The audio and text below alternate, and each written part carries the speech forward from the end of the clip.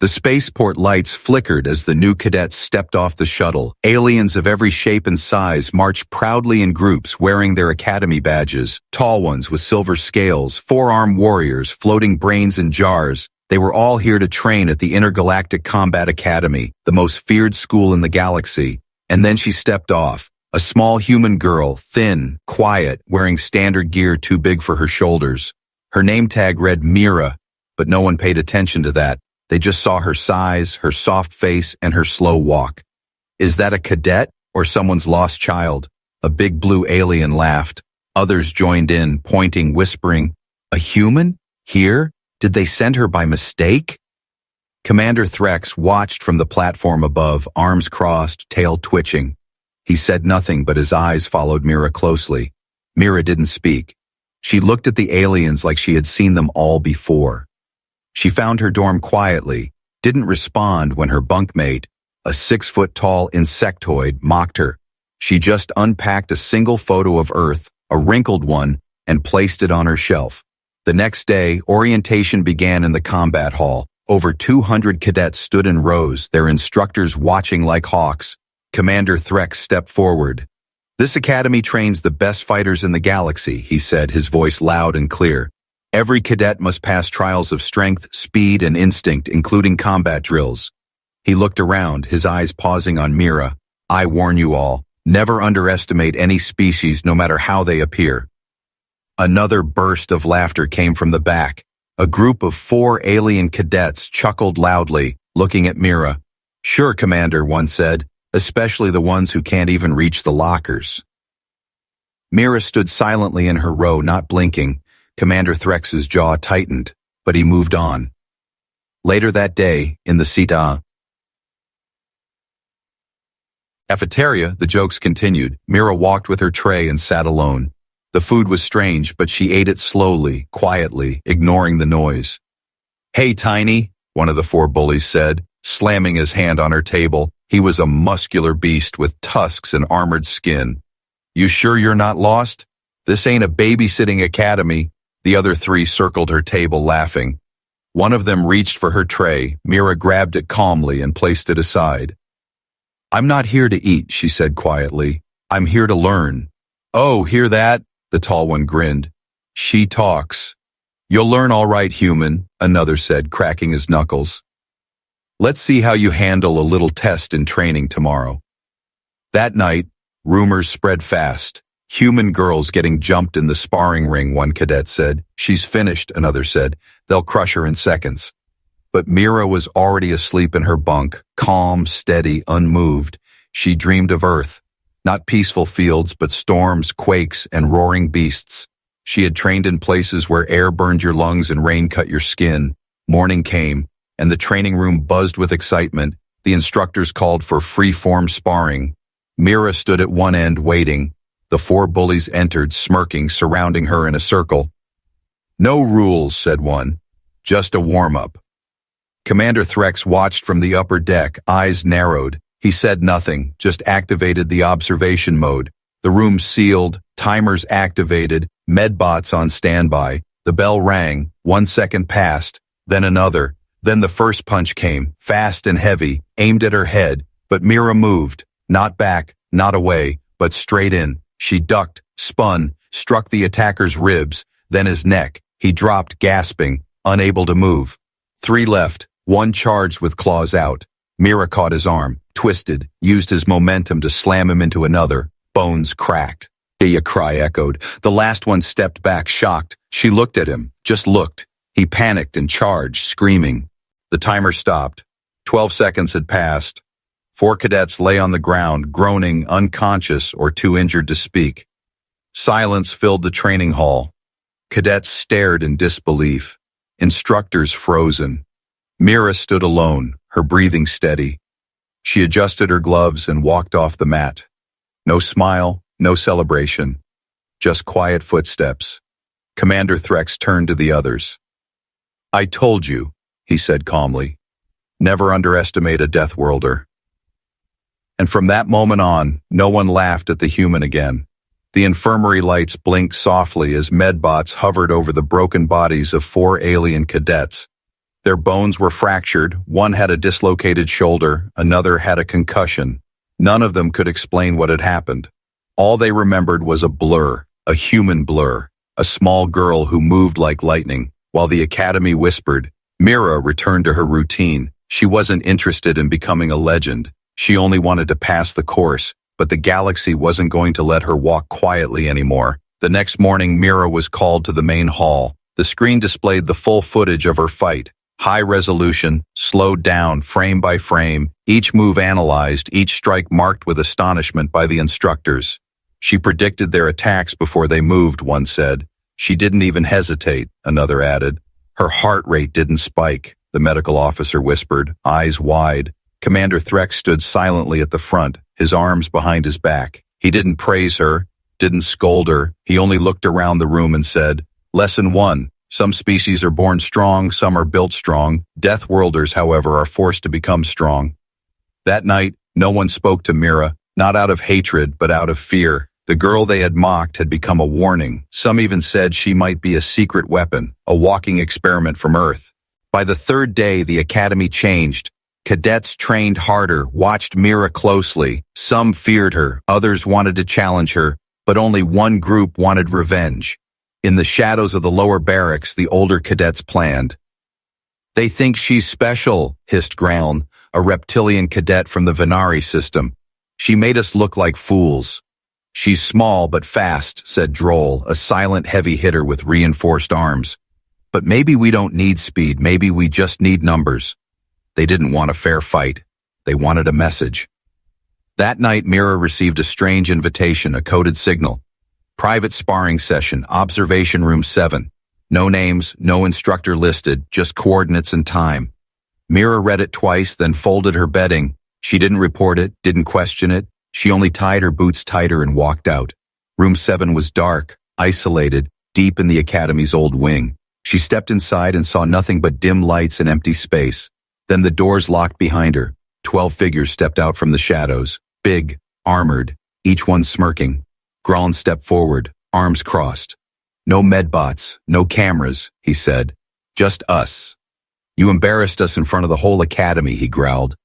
We're here to remind you where you really stand. Mira didn't flinch. She looked around calmly. Her fingers flexed, her feet slid slightly apart. No rules? She asked softly. Grahn laughed. No rules, no mercy. And then it began. The first two rushed her, thinking their size would crush her quickly. But Mira ducked low, grabbed one by the wrist, twisted and threw him into the second.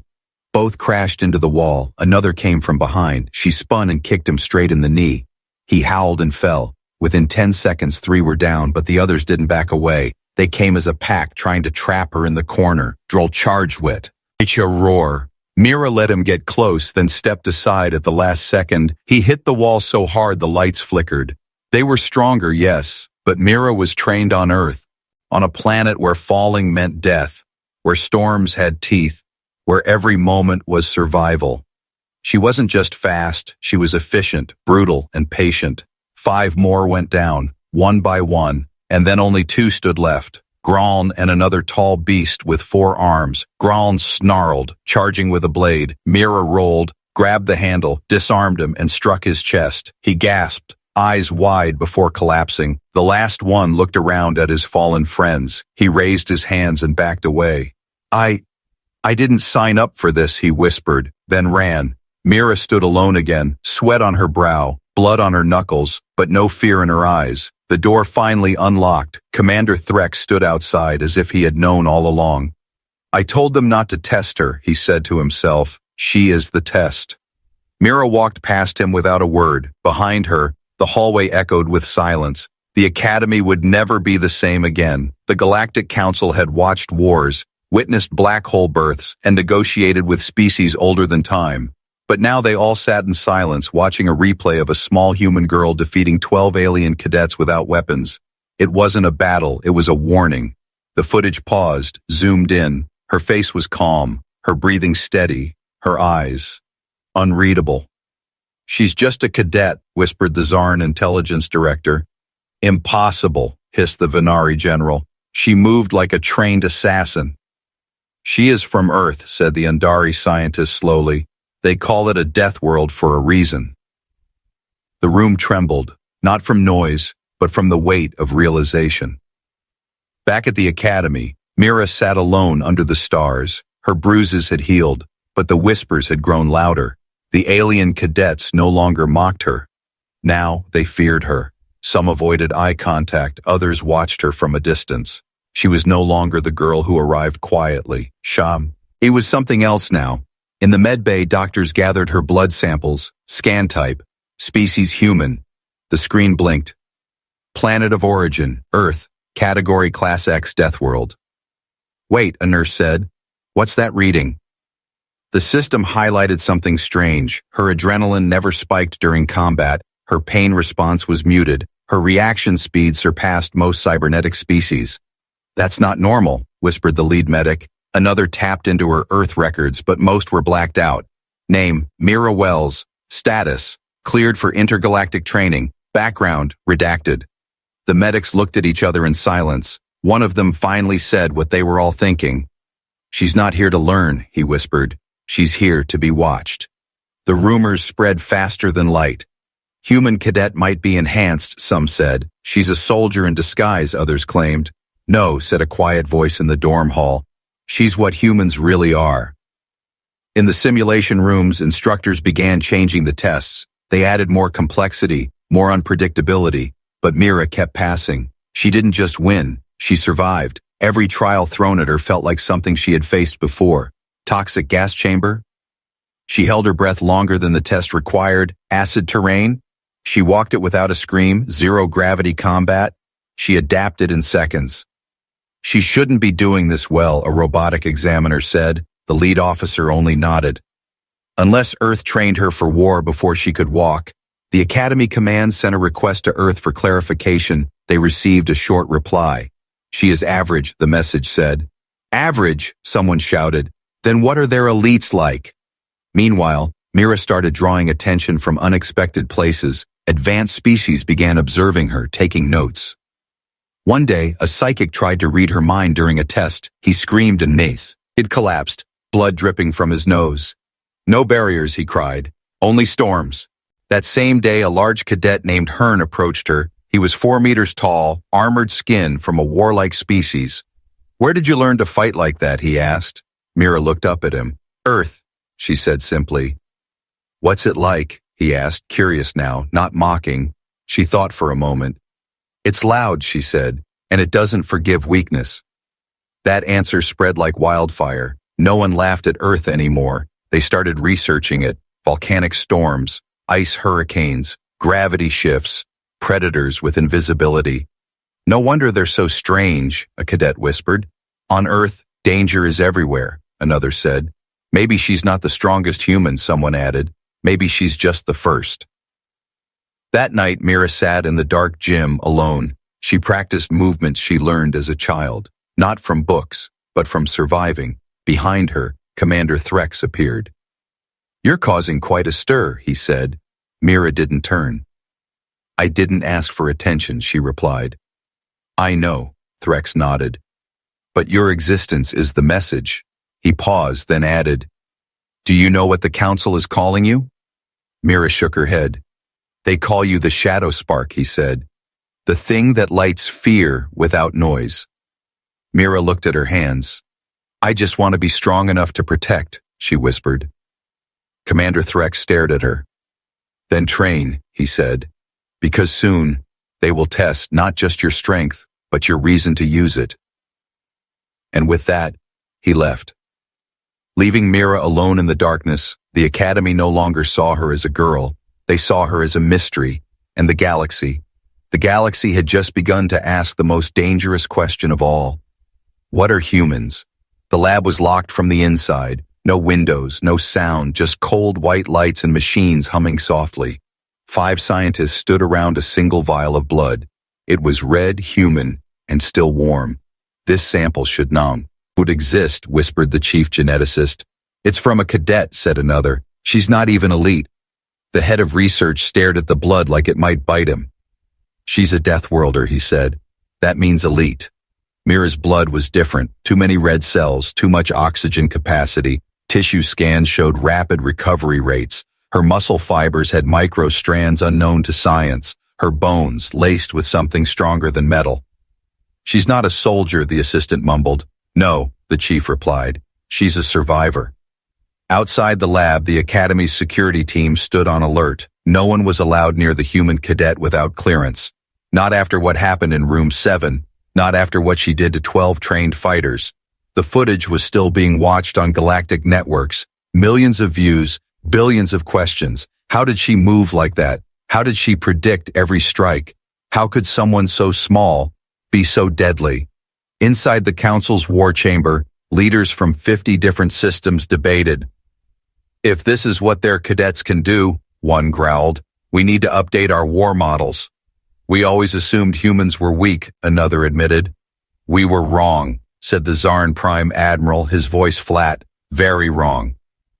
Back at the Academy, Mira stood at attention in the command hall.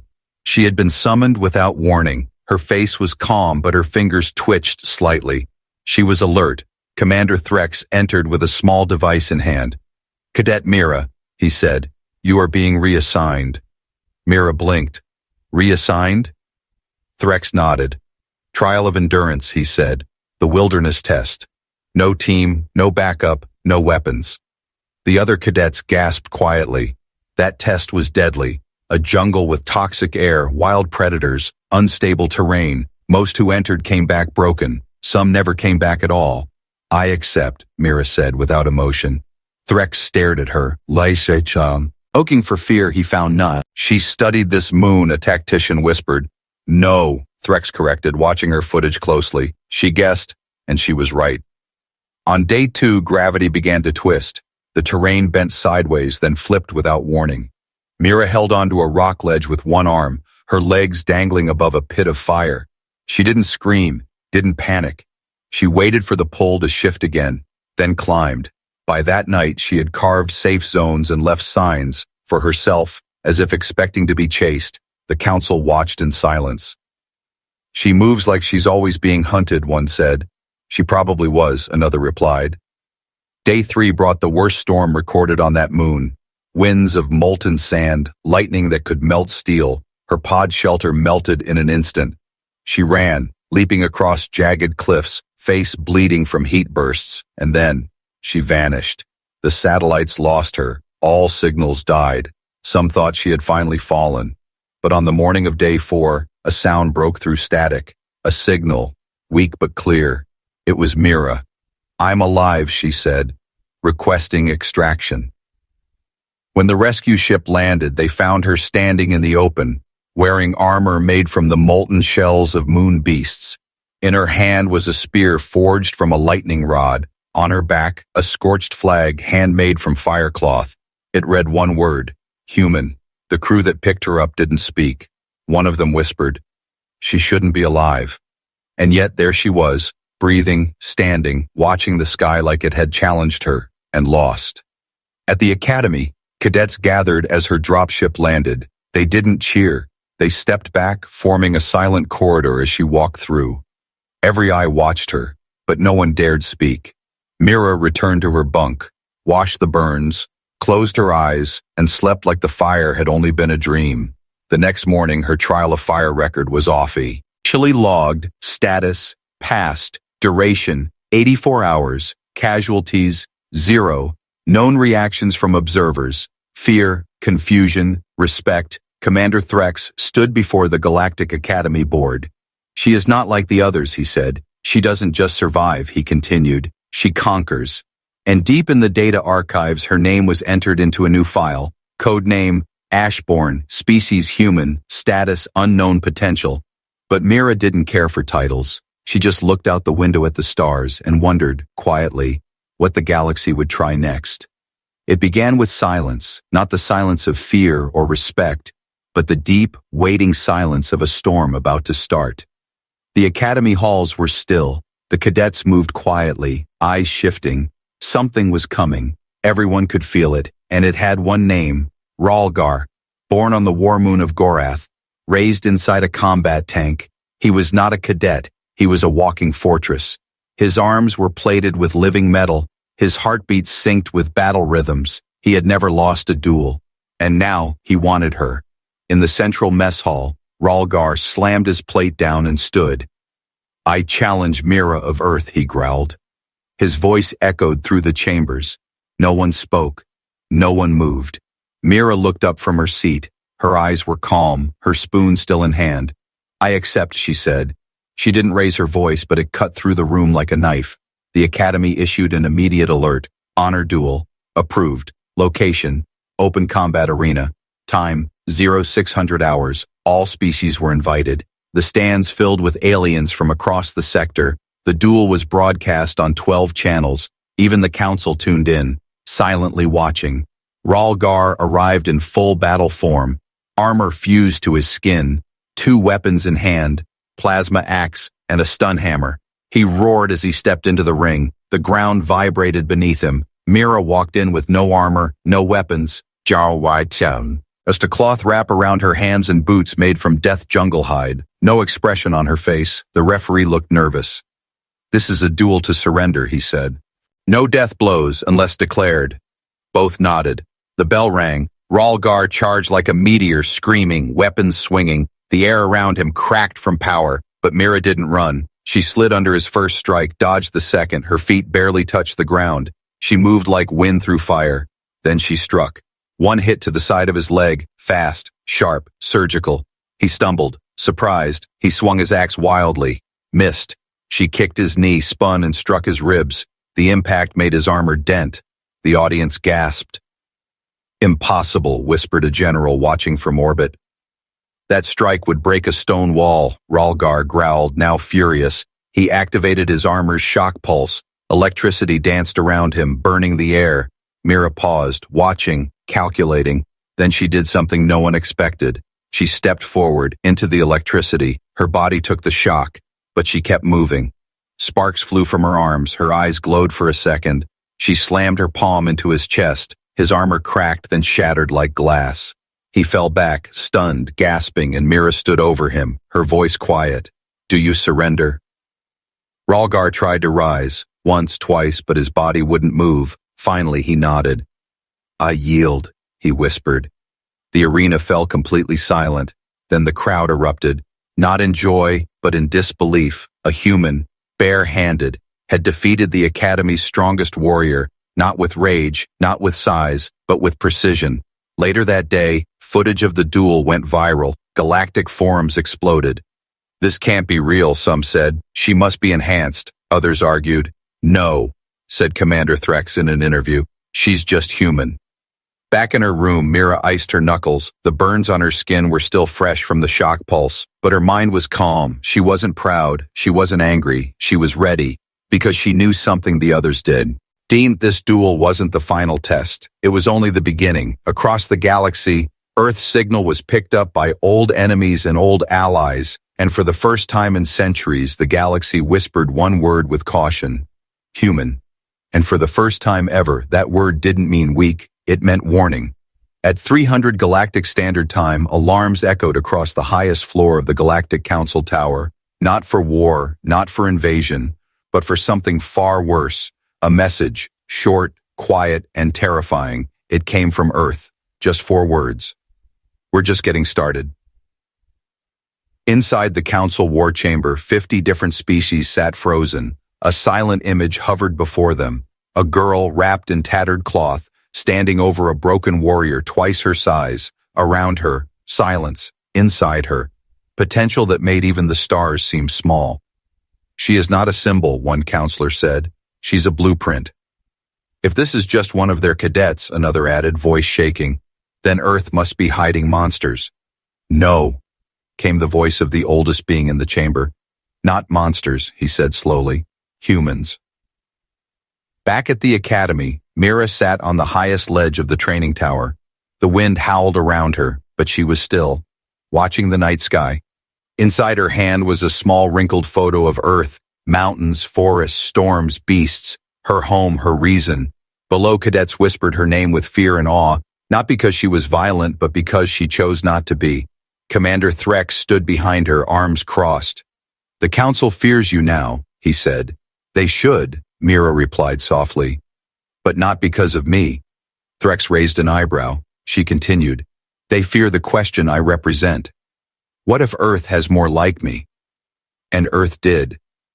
Thousands, trained in fire, raised in chaos, built from survival. People who didn't break, people who evolved. The Council ordered chimes. Aired immediate scans of Earth. They wanted numbers, weapons, weaknesses, but they found nothing. Only static, shadows, and silence. The humans had gone quiet. Too quiet. They weren't showing off. They were watching, waiting, and nothing is more dangerous than a death worlder who's patient. Meanwhile, recruiters from elite war academies filed requests. All wanted human cadets now, even after seeing what Mira had done, especially after seeing it. In the lower decks of the academy, 3 more humans arrived, young, average in height. One had missing fingers, another wore a rusted breathing mask, but all 3 walked with that same silent confidence. Mira met them with a nod. No smiles, no greetings, just understanding.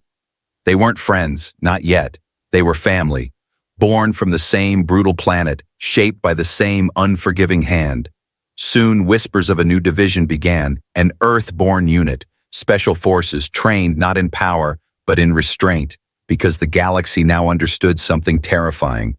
A human doesn't need to win, they only need to survive, and if they survive long enough, they learn everything.